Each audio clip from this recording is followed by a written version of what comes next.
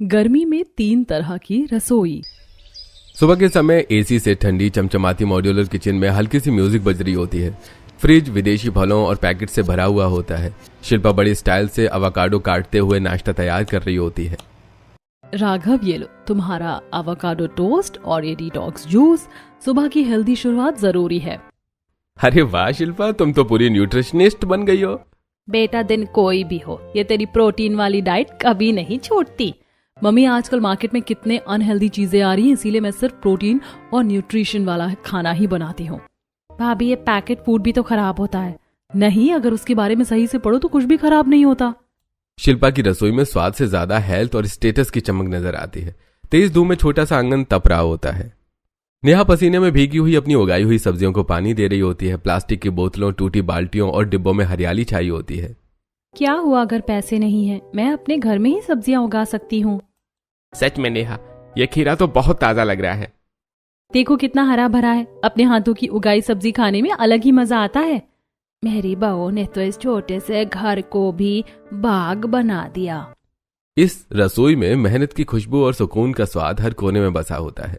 गर्म हवा से भरा छोटा सा किचन, पंखा भी राहत नहीं दे पा रहा होता। दीपाली फ्रिज खोलकर कुछ ढूंढ रही होती है और चेहरे पर हल्की झुंझलाहट होती है। अरे यार, परसों की दाल यहीं रखी थी, कल भी तो देखी थी मैंने। उसे दाल मिल जाती है और उसे निकाल कर गर्म करने लगती है।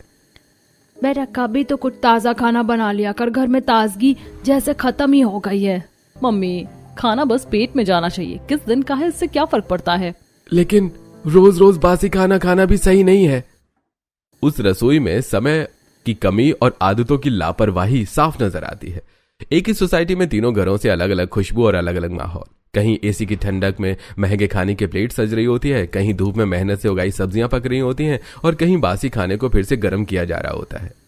लोग कैसे बिना न्यूट्रिशन के खाना खा लेते हैं, मेरे से तो होगा नहीं। उफ। सच्चा स्वाद तो मेहनत में होता है, बस किसी तरह दिन निकल जाए। तीनों बहुओं की सोच, उनकी रसोई और उनका जीवन सब एक दूसरे से बिल्कुल अलग होता है। दोपहर की तेज धूप, बाहर सड़कें तप रही होती हैं। सोसाइटी में कोई भी घर के बाहर नहीं दिख रहा होता है। सबके खिड़की दरवाजे बंद होते हैं। एसी से ठंडी मॉड्यूलर किचन में शिल्पा आराम से चिल होकर खाना बना रही होती है। उसके चेहरे पर गर्मी का कोई असर नहीं होता है। इतनी गर्मी में अगर इंसान के पास पैसा ना हो ना तो सच में मर ही जाए। पता नहीं बाहर लड़कियां बिना एसी पंखे के कैसे खाना बना लेती हैं। मैं तो अभी तक बेहोश हो जाती। इसलिए तो मैंने तुम्हारे लिए पूरा सेटअप करवाया है मेरी जान। मेरी बहू को कोई तकलीफ नहीं होनी चाहिए।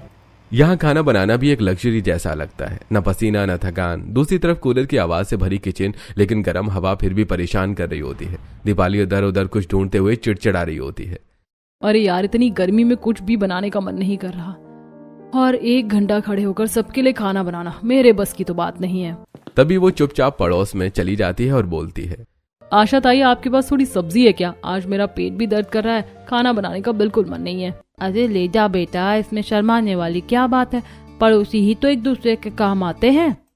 दीपाली अंदर ही अंदर चालाकी से मुस्कुराती है और सब्जी लेकर वापस आ जाती है। ये बात तो सही है, पड़ोसी पड़ोसी की मदद करते हैं। घर आकर वो वही सब्जी गर्म करके सबको रोटी के साथ थोड़ा थोड़ा परोस देती है। बस इतनी ही सब्जी है, इसी से काम चलाना पड़ेगा आप सबको, समझे ना? आज भी तो कहीं से सब्जी लेकर आई है ना? हाँ, सही कह रहे हो, जब देखो यही चलता रहता है इसका। तीसरे घर में तेज धूप के बीच नेहा अपने छोटे से गार्डन में जाती है। वो अपने हाथों से उगाई सब्जियां तोड़ती है और उन्हें लेकर रसोई में आ जाती है। किचन में न पंखा न कूलर, सिर्फ गर्मी और पसीना। नेहा पसीने में तरबतर लाल चेहरा लिए चूल्हे के सामने खड़ी खाना बना रही होती है। बस थोड़ा सा और सबके लिए खाना तैयार हो जाएगा। तभी उसकी सास अंदर आती है। ला बेटा, मैं तेरी मदद कर देती हूँ, बहुत गर्मी है। नहीं मम्मी जी, आप जाकर बैठो, आपकी तबीयत खराब हो जाएगी, मैं भी खाना लेकर आती हूँ। थोड़ी देर बाद वो सबके लिए खाना तैयार करके ले आती है। घर में पंखा भी नहीं होता। सब लोग हाथ के पंखे से हवा करते हुए खाना खा रहे होते हैं। गर्मी तो बहुत है, लेकिन खाना बहुत स्वादिष्ट है। मेरी बहू मेहनत से बनाती है, तभी इतना स्वाद आता है खाने में। अगले दिन सुबह सुबह तीनों बहुएं अपने अपने घरों से बाजार जाने के लिए निकलती हैं। शिल्पा अपने बड़े से घर के बाहर खड़ी चमचमाती कार में बैठती है। ड्राइवर दरवाजा खोलता है और अंदर ठंडी हवा चल रही होती है। दूसरी तरफ दीपाली ऑटो रिक्शा में बैठती है, पसीना पोंछते हुए, और तीसरी तरफ नेहा सिर पर दुपट्टा रखकर तेज धूप में पैदल ही निकल पड़ती है। रास्ते में तीनों की नजरें आपस में टकराती हैं। अरे तुम दोनों गरीब कहाँ जा रही हो इतनी गर्मी में? गरीब हैं तो क्या हुआ, तुम्हारे घर से कुछ लेकर तो नहीं खाते? अपना खर्चा खुद चलाते हैं। मैं तो मंडी से ताजी सब्जी लेने जा रही हूँ, तुम्हारी तरह पैकेट वाला खाना नहीं खाती। पैकेट वाला खाना नहीं खाती या खरीदने के पैसे नहीं है। नेहा उनकी बातों को ज्यादा दिल पर नहीं लगाती, बस हल्की मुस्कान के साथ आगे बढ़ जाती है। गली के कोने पर कुछ औरतें पानी की बाल्टियां भरकर घर ले जा रही होती हैं और तीनों को देख रही होती हैं। ये तीनों फिर से शुरू हो गई, कभी एक दूसरे को देखकर खुश नहीं रहती, नीचा गिराने का सोचती है। हाँ, और तीनों में जमीन आसमान का फर्क है, एक बहुत मेहनती, एक आलसी और एक बस अमीरी दिखाने वाली। तुमने नेहा की सब्जियां देखी है, कितनी सुंदर लगती हैं, पूरा घर हरा भरा कर रखा है। अरे ये शिल्पा बस पैसे का दिखावा है, इतना सब होने के बाद भी ढंग का घर का खाना नहीं बनता। और वो दीपाली आधे टाइम तो दूसरों से सब्जी मांगती रहती है, खुद कुछ नहीं बनाती। शिल्पा कार में बैठकर हेडफोन लगाकर मस्ती से निकल जाती है। दीपाली ऑटो में बैठी हुई पसीना पोंछते हुए जाती है और नेहा धूप में पैदल चलते हुए खुद से बड़बड़ा रही होती है। हाय, ये गर्मी जान ही ले लेगी, लेकिन क्या करे, औरतों को घर चलाने के लिए सब करना पड़ता है। शाम को नेहा का पति मुकुल खुशी खुशी घर आता है। मम्मी, मेरी नौकरी लगी 20,000 की। सच में बेटा, अब घर की चिंता थोड़ी कम हो जाएगी। देखा मम्मी जी, मेहनत कभी बेकार नहीं जाती, मेहनत का फल जरूर मिलता है। बस अब एक काम करना है, मैं परसों 11 औरतों की पिन्नी करूंगी, घर में उसके लिए राशन चाहिए। ठीक है मम्मी, आप तैयारी कर लो, मैं सारा सामान ले आऊंगा। 2 दिन बाद घर में हलचल होती है। नेहा और उसकी सास रसोई में साथ मिलकर खाना बना रही होती हैं। गर्मी के कारण दोनों पसीने में तरबतर होती हैं, लेकिन चेहरे पर सुकून होता है। थक गई होगी बेटा। नहीं मम्मी जी, आज तो दिल से काम कर रही हूँ। घर में पंखा भी नहीं होता। औरतें हाथ के पंखों से हवा करते हुए बैठी होती हैं। नेहा सबको प्यार से खाना परोसती है। खाना खाते ही सभी औरतें तारीफ करने लगती हैं। वाह, क्या स्वाद है, इतनी गर्मी में भी इतना अच्छा खाना, सच में कमाल है। खाने के बाद सभी औरतें नेहा के छोटे से गार्डन में खड़ी होती हैं और उसकी क्रिएटिविटी देखकर हैरान रह जाती हैं। कहीं खाली डिब्बों में सब्जियां लगी होती हैं, कहीं दीवारों पर बेलें डिजाइन बनाकर चढ़ रही होती हैं और छज्जे से छोटे छोटे पौधे लटक रहे होते हैं। अरे इतना सुंदर गार्डन कोई सोच भी नहीं सकता, और इतनी अच्छी सब्जियां उगेंगी। इतनी मेहनती बहू और कितनी क्रिएटिव भी है। इसे देखकर तो हमने भी घर में सब्जियां उगानी शुरू कर दी। मेरी बहू बहुत समझदार है, हर चीज का जुगाड़ है इसके पास। तभी शिल्पा और दीपाली भी वहां खड़ी होती हैं। सभी औरतों को नेहा की तारीफ करते देखकर उनके चेहरे पर जलन साफ दिखती है। इसमें भी ऐसा क्या खास है, गरीब है तो ये सब तो करेगी ही। कर तो मैं भी लूं, लेकिन इतनी गर्मी में मुझे बहुत आलस आता है। सुबह से ही शिल्पा बड़े मॉल में घूम रही होती है। हर शेल्फ से ब्रांडेड और पैकेट वाला सामान उठाती जा रही होती है। Imported sauces, ready to cook items, frozen snacks. आज मैं ये नई डिश ट्राई करूंगी, देखना कितनी बढ़िया बनेगी। लेकिन घर में जब भी वो खुद खाना बनाती है स्वाद वैसा नहीं आता और घर वाले अक्सर परेशान हो जाते हैं। पता नहीं इतने महंगे सामान के बाद भी खाना इतना फीका कैसे बनता है। अरे छोड़ो मम्मी, कम से कम इसने ट्राई तो किया। घर में शिल्पा के सास ससुर की एनिवर्सरी होती है। पूरे घर में लाइट्स चमक रही हैं और पड़ोस के सभी लोग आमंत्रित हैं। रसोई में 3-3 शेफ काम कर रहे होते हैं। गैस पर कई तरह के व्यंजन बन रहे हैं। खुशबू पूरे घर में फैल रही होती है। बाहर छोटे छोटे डाइनिंग टेबल पर 4-4 लोगों के ग्रुप बैठकर बातें कर रहे होते हैं। शिल्पा रसोई में एसी की ठंडी हवा में खड़ी होकर बस आदेश दे रही होती है, खुद हाथ भी नहीं लगा रही होती है। तुम इसमें थोड़ा सोया सॉस डालो और प्रेजेंटेशन भी क्लासी होनी चाहिए। जो लिस्ट दी थी ना, उसी के हिसाब से सीजनिंग डालना, टेस्ट परफेक्ट चाहिए। शिल्पा खुद आराम से खड़ी होकर सिर्फ गाइड कर रही होती है, जबकि सारा काम शेफ कर रहे होते हैं। जैसे ही ताजा ताजा खाना बनकर गेस्ट के पास पहुंचता है, सभी औरतें खुश होकर बातें करने लगती हैं। पैसा हो तो इतना हो, बहू को खाना बनाने की जरूरत ही नहीं, बस हुक्म देने का काम है। ऐसा ही कहा बहन, जब पैसा होता है ना तो इंसान ऐसे ही खर्च करता है। वाह, शेफ के हाथ का खाना कितना टेस्टी है। हम भी थोड़े अमीर होते तो अपने घर में शेफ रख लेते। कम से कम इतनी गर्मी में खाना बनाने से छुटकारा तो मिल जाता है। हमारी जिंदगी तो बस रसोई में ही गुजर जाती है, पसीने में तरबतर। और ऊपर से घर वाले तो तुरंत बोल देते हैं कि खाना अच्छा नहीं बना। उन्हें जरा भी अंदाजा नहीं होता कि गर्मी में कितनी मेहनत लगती है। शिल्पा के ससुर और बाकी परिवार वाले भी गेस्ट के साथ बैठे होते हैं। खाना सबको बहुत पसंद आता है, लेकिन अंदर ही अंदर सब जानते हैं कि ये स्वाद शिल्पा का नहीं, शेफ का है। देखा, जब खुद बनाती है तो कोई नहीं खाता, और आज सब तारीफ कर रहे हैं क्योंकि आज मेहनत किसी और की है मम्मी। दूसरी ओर दोपहर की गर्मी, किचन में कूलर चल रहा होता है, लेकिन दीपाली सोफे पर मोबाइल चलाती हुए लेटी होती है। रसोई में बासी दाल रखी होती है और गैस ठंडी पड़ी होती है। आज फिर कुछ बनाने का मन नहीं है, चलो कुछ ऑर्डर ही कर लेती हूँ। दीपाली कभी पड़ोस से सब्जी मांगकर तो कभी पुराना खाना गर्म करके वो परिवार को खिला देती है। घर और परिवार की जिम्मेदारियों से वो हमेशा बचती रहती है। बेटा थोड़ा घर पर भी ध्यान रख, हर वक्त ऐसे नहीं चलता हमारे, बाद ये घर कैसे चलेगा। मम्मी आप भी ना, सब चल रहा है, टेंशन क्यों लेती हो, आगे भी सब चलता ही जाएगा। उसका पति आयुष भी अपनी आदतों में उलझा रहता है, लेकिन दीपाली कभी उसे संभालने की कोशिश नहीं करती। उनका बच्चा बाहर खेलता रहता है और उसे घर बुलाने की भी उसे फिक्र नहीं होती। उसी समय पार्क में शिल्पा का बेटा बाकी बच्चों के साथ खेल रहा होता है। कुछ बच्चे उसे घेरकर उसका मजाक उड़ाने लगते हैं। देखो देखो, अमीर घर का बच्चा आया है, इसे खेलना भी नहीं आता। तभी नेहा ये सब देख लेती है और तुरंत वहां पहुंचती है। ऐसे किसी को परेशान नहीं करते, अगर दोबारा इस बच्ची को तंग किया ना तो बहुत पिटाई करूंगी। बच्चे पहले तो उसे घेरने की कोशिश करते हैं, लेकिन नेहा के आगे डरकर भाग जाते हैं। Thank you so much aunty. बेटा तुम्हें खुद के लिए खड़ा होना चाहिए, डरना नहीं चाहिए। आंटी मैं डर गया था, वो सब एक साथ थे। कोई बात नहीं, अगली बार हिम्मत से काम लेना।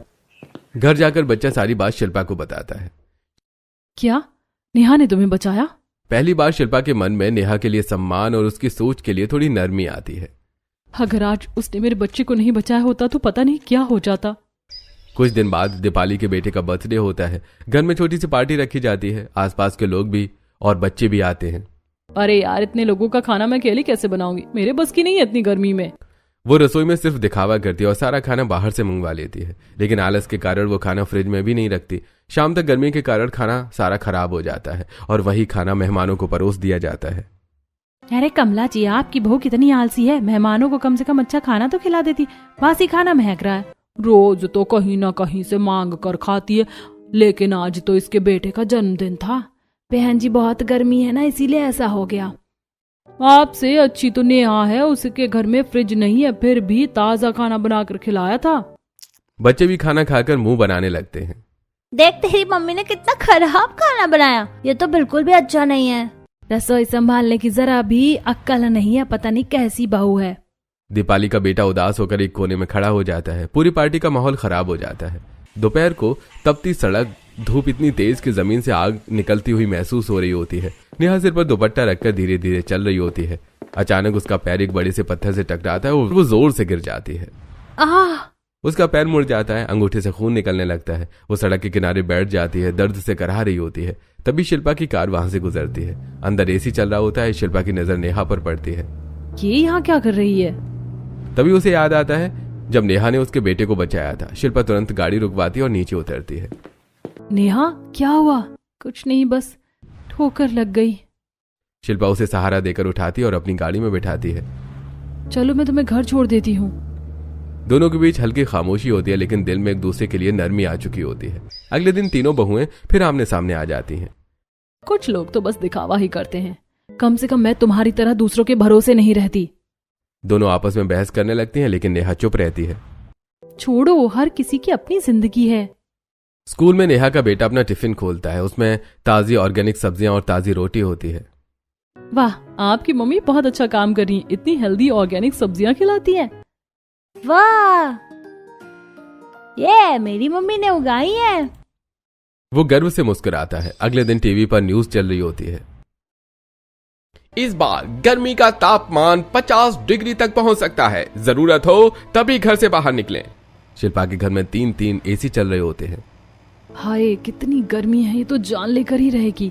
भाभी सारे एसी चला दो, सारे खिड़की दरवाजे बंद कर दो, गर्मी अंदर नहीं आनी चाहिए। दीपाली के यहाँ एक ही कमरे में एसी चल रहा होता है। पूरा परिवार वहीं जमा होता है। कूलर भी चला लो और एसी का बिल बाद में देखेंगे। अरे सही कह रही हो, सब यहीं सो जाओ। बेटा यहीं सो जा, बाहर तो पागल हो जाएंगे गर्मी में, और आज खाना बाहर से मंगा लेते हैं। तुझे तो बस बहाना चाहिए काम से बचने का, मुझे गर्मी से मरना नहीं है। नेहा के छोटे से गार्डन में सब्जियां गर्मी से मुरझाने लगती हैं। मम्मी जी सब्जियां सूख रही हैं, मेरी गुल्लक में कुछ पैसे हैं, चल मंडी से ले आते हैं। दोनों धूप में मंडी जाती हैं और सब्जियां लेकर वापस आती हैं। दोनों पसीने में भीगी होती हैं। घर पहुंचते ही विमला चक्कर खाकर खाट पर गिर जाती है। ये गर्मी जान ले लेगी। हम गरीबों की गर्मी कैसे कटेगी? नेहा तुरंत रसोई में जाती है और शिकंजी बनाकर लाती है। मम्मी ये पी लो, आपको ताकत मिलेगी। विमला धीरे धीरे शिकंजी पीती है। गरीब है तो क्या हुआ, जुगाड़ तो हमारे पास बहुत है।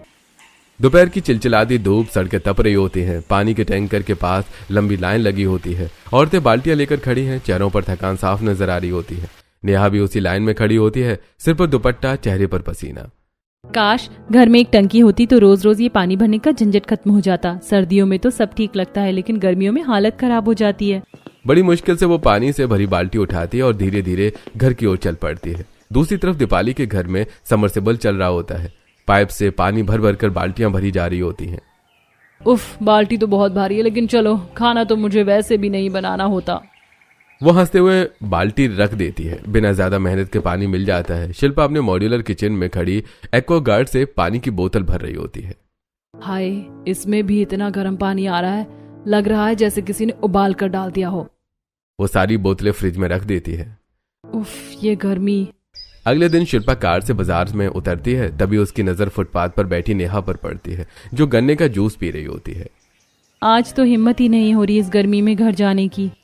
शिल्पा गाड़ी में बैठी उसे देखती है। गरीब इंसान भी कितना मजबूर होता है। अगले दिन शिल्पा सोफे पर एसी में बैठी होती है। मैं तो ऑनलाइन ऑर्डर कर देती हूँ, मेरी हिम्मत नहीं इतनी धूप में बाहर जाना। एसी में बैठकर भी जाऊं, फिर भी उतरकर सामान लेना पड़े, नहीं जाना मुझे। वो फोन से सब्जियां ऑनलाइन ऑर्डर कर देती है। दूसरी तरफ दीपाली रसोई में एक साथ बहुत सारा खाना बना रही होती है। अभी बनाकर रख देती हूँ, 3-4 दिन का, फिर मैं फ्री हो जाऊंगी। इतनी मेहनत की है तो फायदा भी तो होना चाहिए। वो खाना डिब्बों में पैक करके फ्रिज में रख देती है। वहीं नेहा अपने छोटे से गार्डन में जाती है, ताजी सब्जियां तोड़ती है और रसोई में जाकर खाना बनाना शुरू करती है। पसीने में भीगी हुई, लेकिन चेहरे पर सुकून होता है। मेहनत तो लगती है, लेकिन अपने परिवार को ताज़ा खिलाने का मजा ही अलग है। सेहत भी ठीक रहती है। दोपहर की गर्मी, लेकिन शिल्पा के घर में ठंडी हवा और शांति होती है। ड्राइंग रूम में मेहमान बैठे होते हैं और शिल्पा आराम से सोफे पर टांग रखकर बैठी होती है। अरे आप लोग रिलैक्स करो, सब इंतजाम हो जाएगा। बीच बीच में वो उठकर किचन में जाती है, जहां शेफ काम कर रहे होते हैं। जल्दी से चाय लेकर आओ और तुम नाश्ता ट्रे में सजाकर बाहर ले जाओ। जी मैडम। कुछ ही देर में चाय नाश्ता मेहमानों के सामने आ जाता है। लाइफ हो तो ऐसी, गर्मी में बस आराम करो, सबको ऑर्डर देते रहो। ए सच में किस्मत हो तो शिल्पा जैसी। शिल्पा हल्की मुस्कान के साथ उनकी बातें सुनती है। उसी समय बाजार में भीड़ और गर्मी दोनों चरम पर होते हैं। लोग पसीने में तरबतर सामान खरीद रहे होते हैं। नेहा भी सब्जियां छांट रही होती है। अरे आओ, ताजी सब्जियां ले लो, सब्जियां ले लो। सब्जी वाले की आवाज सुनकर उधर ही चली जाती है। कुछ लोग जल्दी जल्दी खरीदारी कर रहे होते हैं तो कुछ छांव ढूंढ कर खड़े होते हैं। गर्मी हर किसी की परीक्षा ले रही होती है। अगले दिन नेहा के घर उसके मम्मी पापा आते हैं। छोटा सा घर है, गर्मी से भरा हुआ, लेकिन नेहा रसोई में खड़ी पसीने में भीगी खाना बना रही होती है। अरे बेटा, इतनी गर्मी में क्यों मेहनत कर रही है? मम्मी आपने ही तो सिखाया है, मेहमान भगवान समान होते हैं, उन्हें भूखा थोड़ी ना भेजूंगी। तू सच में बहुत समझदार हो गई है बेटा। सास भी पास खड़ी गर्व से देख रही होती है। बहन जी, आपकी बेटी बहुत अच्छी, ऐसी बहू भगवान सबको दे। नेहा थकान के बावजूद प्यार से खाना बनाकर सबको परोसती है। उधर शिल्पा सुपरमार्केट में सामान ले रही होती है। मैम देखिए, सारी चीज एकदम फ्रेश आई हैं, कल ही नया स्टॉक आया है। दोपहर की तेज गर्मी, घर के अंदर पंखा और कूलर दोनों चल रहे होते हैं, फिर भी गर्मी कम नहीं होती। तभी दीपाली के घर कुछ मेहमान आ जाते हैं। सास उन्हें अंदर आदर से बिठाती है। आइए आइए बैठिए। दीपाली बेटा, जरा चाय बनाकर लेकर आओ। दीपाली किचन में जाती है, लेकिन गैस जलाने की बजाय फ्रिज खोलती है। अंदर केतली में कई दिन पुरानी बनी हुई चाय रखी होती है। पहली बात तो इतनी गर्मी में चाय कौन पीता है, और वैसे भी मुझे क्या करना, गर्म करके दे देती हूँ। वो उसी चाय को गर्म करती है और कप में डालकर ट्रे में रख देती है।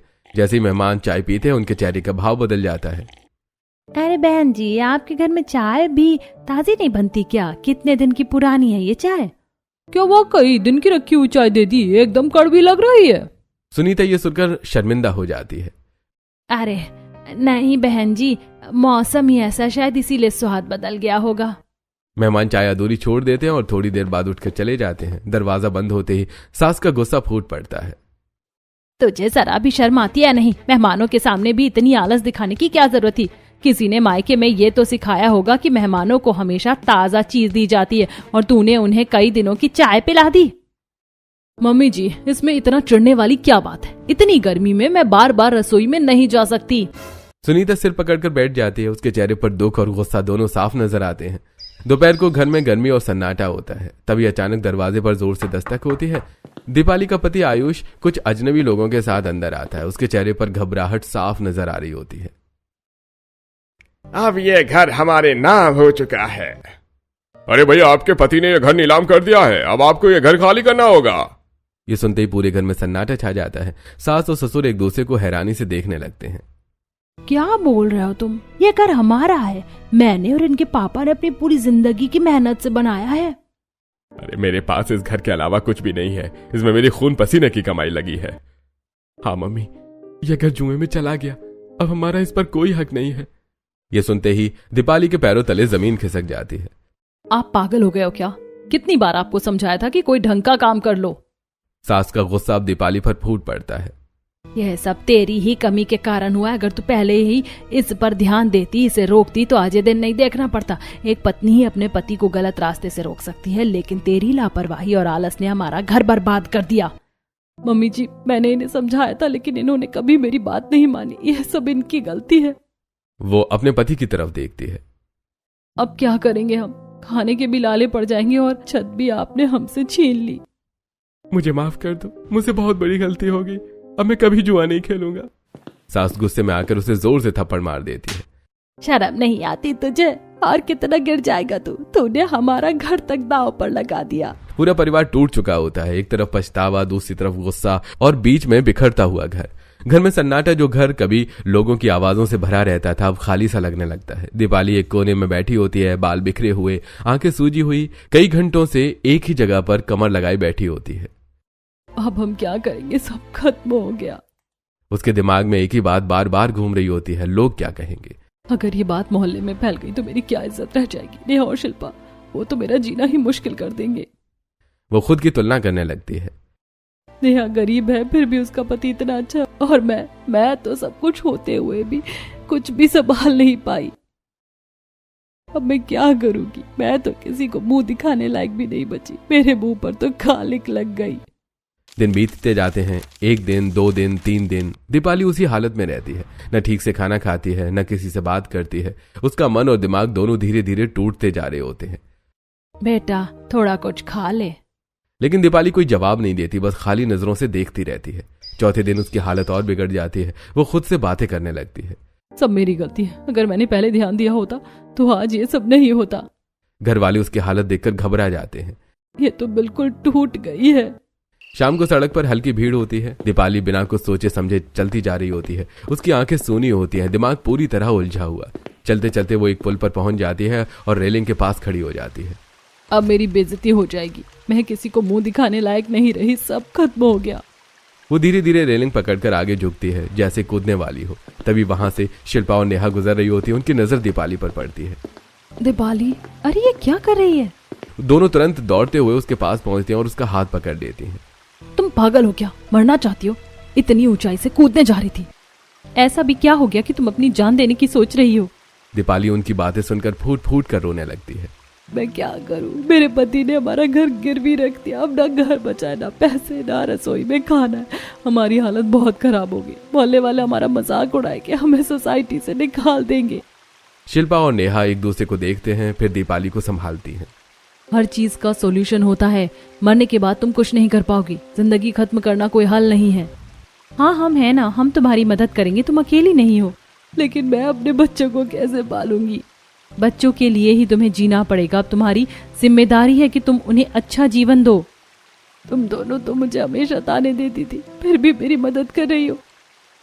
ताने किसी की जिंदगी से ज्यादा बड़े नहीं होते। तुम हमारी पड़ोसी हो और तुम्हारी मदद करना हमारा फर्ज है। आज से हम तीनों साथ हैं, कोई अकेला नहीं है। अगले ही दिन सुबह कल की घटना के बाद तीनों बहुएं एक साथ बैठी होती हैं। दीपाली की आंखों में अभी भी डर और उदासी होती है, लेकिन शिल्पा और नेहा के चेहरे पर एक नई उम्मीद दिख रही होती है। सुनो, मेरे पास एक आइडिया है। क्यों ना हम अपना एक फूड ट्रक शुरू करें? Food truck? हाँ, हम अपनी ही सोसाइटी में चलाएंगे। लोग अच्छे पैसे देंगे और तुम्हारा काम भी शुरू हो जाएगा। बिल्कुल, तुम्हारे पास हुनर है, मेरे पास ताजी सब्जियां और शिल्पा के पास पैसा और मैनेजमेंट। तीनों मिलकर धूम मचा देंगे। दीपाली पहली बार हल्का सा मुस्कुराती है। अगले ही दिन शिल्पा एक फूड ट्रक मंगवाती है। नेहा अपने गार्डन से ताजी ताजी सब्जियां तोड़ कर लाती है। ये लो, आज का सारा सामान फ्रेश है। तीनों रसोई में मिलकर खाना बनाना शुरू करती हैं। पसीना बह रहा होता है, लेकिन इस बार मेहनत में खुशी होती है। आज मैं पूरी मेहनत करूंगी। अब मुझे भी बदलना होगा। सोसाइटी के बाहर फूड ट्रक खड़ा होता है। बोर्ड पर लिखा होता है, घर जैसा स्वाद। शुरुआत में कुछ लोग आते हैं, फिर धीरे धीरे भीड़ बढ़ने लगती है। अरे वाह, कितना स्वादिष्ट खाना है। इतनी गर्मी में भी इतना ताजा और अच्छा खाना, कमाल है। ट्रक फूड पर फास्ट फूड भी होता है और हेल्दी खाना भी। हर किसी के लिए कुछ न कुछ। दिन खत्म होने पर अच्छी कमाई होती है। शिल्पा सारे पैसे दीपाली के हाथ में रख देती है। ये सब मुझे अभी सबसे ज्यादा जरूरत तुम्हें है। हाँ, तुम्हारा परिवार इससे अपना घर चला सकेगा। बाद में जब तुम स्टेबल हो जाओगी तब हम तीनों बराबर बराबर बांट लेंगे। दीपाली की आंखों में आंसू आ जाते हैं, लेकिन इस बार ये आंसू दुख के नहीं बल्कि खुशी के होते हैं। मैंने कभी नहीं सोचा था कि तुम दोनों मेरे लिए इतना करोगी। अब हम सिर्फ पड़ोसी नहीं हैं, एक टीम है और ये तो बस शुरुआत है। उस दिन के बाद से तीनों बहुओं की जिंदगी पूरी तरह से बदल जाती है। सुबह सूरज उगने से पहले ही उनकी दिनचर्या शुरू हो जाती है। पहले जहां हर किसी की रसोई अलग अलग सोच और आदतों में बटी हुई थी, अब वही तीनों एक साथ खड़ी होकर एक ही चूल्हे पर काम कर रही होती हैं। सुबह सुबह नेहा अपने छोटे से गार्डन में जाती है। अब वो पहले से भी ज्यादा मेहनत करती है। सूखी पत्तियों को हटाना, पौधों में पानी डालना, नई बीज बोना, हर काम में उसका मन लगा होता है। अब ये सिर्फ मेरा गार्डन नहीं, हमारा बिजनेस है। ताजी ताजी सब्जियां तोड़कर वो टोकरी में भरती है। उसकी आंखों में चमक होती है। दूसरी तरफ शिल्पा सुबह सुबह फोन पर ऑर्डर चेक कर रही होती है, खर्चे का हिसाब रखती है और फूड ट्रक की प्लानिंग करती है। आज हमें थोड़ा ज्यादा बनाना होगा, कल से ग्राहकों की संख्या बढ़ रही है। जो शिल्पा पहले सिर्फ ऑर्डर देना जानती थी, अब खुद हर चीज में हिस्सा लेने लगी है। वो सिर्फ मैनेजर नहीं बल्कि टीम का हिस्सा बन चुकी है। और दीपाली जो पहले रसोई से भागती थी, अब सबसे पहले किचन में खड़ी होती है। वो आटा गूंथ रही होती है, सब्जियां काट रही होती है और हर काम में पूरी लगन दिखा रही होती है। रसोई ही वो जगह है जो घर बसाती है। अगर मैं यहाँ भी आलस करूंगी तो मैं किसी काम की नहीं हूँ। धीरे धीरे तीनों का फूड ट्रक पूरी सोसाइटी में मशहूर हो जाता है। घर जैसा स्वाद अब लोगों की पहली पसंद बन चुका होता है। शाम होते होते फूड ट्रक के सामने लंबी लाइन लग जाती है। बच्चे, बुजुर्ग, औरतें, हर कोई उनके खाने का इंतजार करता है। भाई, यहाँ का खाना तो बिल्कुल घर जैसा है। अरे भाई, इतनी गर्मी में भी इतना ताजा और स्वादिष्ट, कमाल कर दिया इन तीनों ने। दिन खत्म होता है और जब कमाई गिनी जाती है तो पहले से कई गुना ज्यादा होती है। शिल्पा और नेहा हमेशा की तरह सारे पैसे दीपाली के हाथ में रख देती हैं। तुम दोनों हर बार ऐसा क्यों करती हो? क्योंकि अभी तुम्हें इसकी सबसे ज्यादा जरूरत है। जब तुम पूरी तरह संभल जाओगी तब हम तीनों बराबर बराबर बांट लेंगे। दिन, हफ्ते और महीने बीतते जाते हैं। दीपाली की जिंदगी अब पूरी तरह से बदल चुकी होती है। उसकी रसोई जो कभी खाली और बासी खाने से भरी होती थी, अब ताजी सब्जियों और खुशबूदार खाने से महकने लगती है। वो रोज अपने बच्चों के लिए ताजा खाना बनाती है, उनके साथ बैठकर खाना खिलाती है। पति के लिए भी प्यार से खाना परोसती है। आयुष अब अपनी गलती समझ चुका होता है। वो भी मेहनत करने लगता है और धीरे धीरे अपने परिवार का भरोसा वापस जीतने की कोशिश करता है। दीपाली, मैं अब सब ठीक कर दूंगा। अब हम दोनों मिलकर सब संभाल लेंगे, लेकिन इस बार कोई गलती नहीं होगी। सास ससुर के चेहरे पर भी अब सुकून नजर आता है। आज मेरी बहू सच में घर संभालना सीख गई। कई महीनों की मेहनत के बाद वो दिन आता है जिसका सबको इंतजार था। तीनों बहुएं मिलकर पैसे जोड़ती हैं और आखिरकार दीपाली का घर वापस खरीद लेती हैं। वही घर जो कभी उनके हाथ से निकल गया था।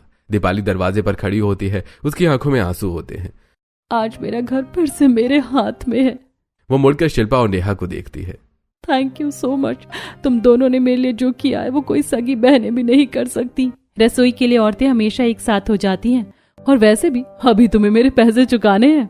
तीनों हंस पड़ती हैं और एक दूसरे को गले लगा लेती हैं। 3 रसोई 3 सोच। एक में पैसा था, एक में मेहनत और एक में लापरवाही। लेकिन जब ये तीनों एक साथ आई तो उन्होंने एक नई राह बना दी, जहां मेहनत, समझदारी और सहयोग तीनों साथ चलते हैं। अब 3 अलग अलग रसोई नहीं बल्कि एक रसोई बन गई थी। जब हालात मुश्किल हो जाते हैं तो आपके हिसाब से कौन सी रसोई सबसे ज्यादा सही है? मेहनत से उगी हुई, पैसों से खरीदी हुई, दूसरों पर निर्भर रहने वाली, या फिर इन तीनों का साथ मिलकर बनाया गया नया रास्ता?